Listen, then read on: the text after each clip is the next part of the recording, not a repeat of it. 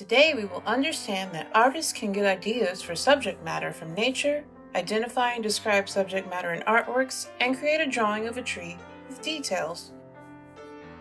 Materials: 12 by 18 inch drawing paper and crayons.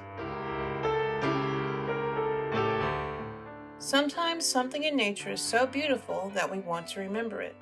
Today we'll look at paintings of trees that artists wanted to remember.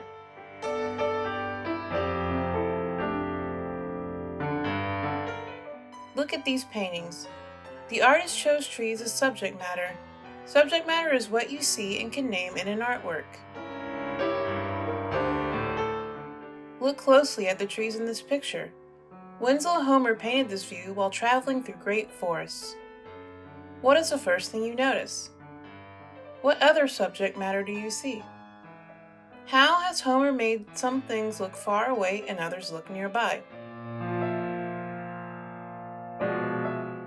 Look at this picture. This garden view was close to where Vincent van Gogh lived. What is the subject matter of this painting? What shapes are the trees? Where are the most details? How did Van Gogh show that some trees are closer to us than other trees? Studio time. Draw a tree. Choose a tree to draw. Maybe it's one that you have climbed or one that blooms in the spring. Perhaps it is one that you see often. How is your tree different from other trees? Is there space between its branches? Is it wide or tall? Choose your favorite tree as your subject matter.